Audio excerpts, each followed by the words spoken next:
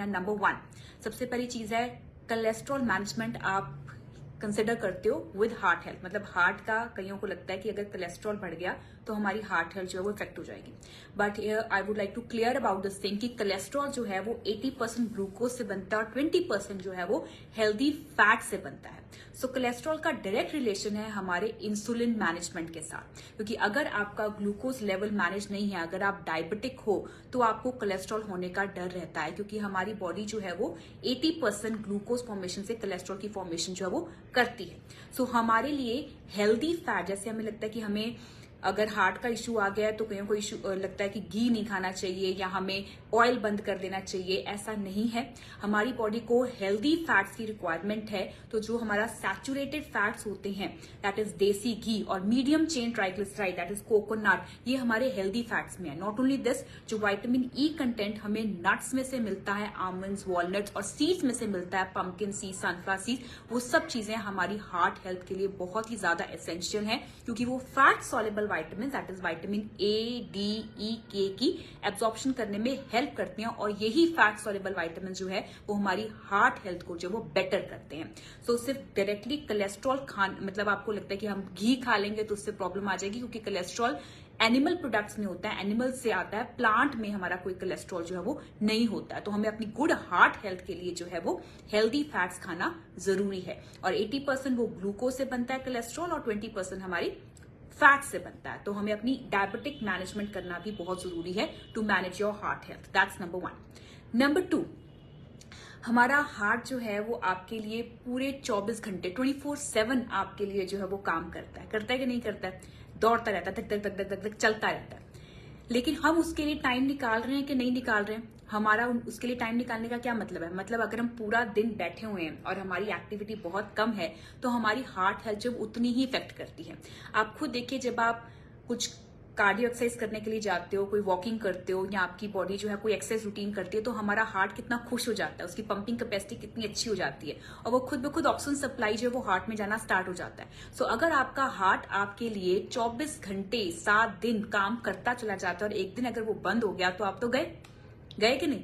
सो अगर आप अपनी हार्ट हेल्थ के लिए वर्क करोगे, मतलब अपने लिए कोई एक्सरसाइज रूटीन और नॉट ओनली सिर्फ थोड़ी देर के लिए एक्सरसाइज करके और पूरा दिन बैठे रहे, लेकिन पूरे दिन में अपनी एक्टिविटी रूटीन को भी अच्छा रखेंगे, तो हार्ट जितना अच्छे तरीके से पंप करेगा उतना वो खुश रहेगा और जितना वो खुश रहेगा आप खुश उतने रहने वाले हो। So we need to be very active and make sure कि एज अ ह्यूमन बीइंग आपको सेडेंटरी मोड नहीं चाहिए, आपको एक्टिविटी जोन चाहिए ताकि आप मूव करते चले जाएं, जिससे आपकी हार्ट हेल्थ अच्छी रहे। नंबर 3, हम कहते हैं कि हार्ट हेल्थ के लिए एंटीऑक्सीडेंट खाने चाहिए, that is vitamin C, vitamin E, ये हमारी एंटीऑक्सीडेंट का काम करते हैं। एंटीऑक्सीडेंट्स क्या होते हैं कि जो हमारे फ्री रेडिकल्स, मतलब जो आपको एकदम से अटैक करते हैं आपके अंदर और आपकी बॉडी की इन्फ्लेमेशन बढ़ा देते हैं, तो उनसे फाइट करने के लिए हमें एंटीऑक्सीडेंट चाहिए। लेकिन एंटीऑक्सीडेंट जैसे विटामिन सी है या विटामिन ई है या ग्लूटाथियोन है, इन सब चीजों की एब्जॉर्प्शन कौन करता है? इन सब चीजों की एब्जॉर्प्शन करते हैं एंटीऑक्सीडेंट मिनरल्स करते हैं।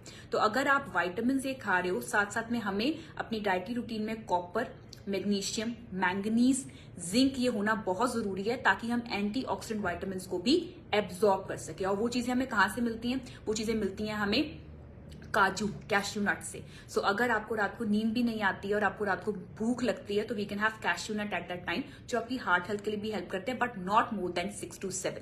Not only this, the intake of sunflower seeds morning में जब हम सोक करके उसको यूज करते हैं 1 चम्मच, और कॉपर फ्लास्क में जब आप पानी पीते हो तो वो कॉपर मैनेजमेंट करने में भी हेल्प करता है।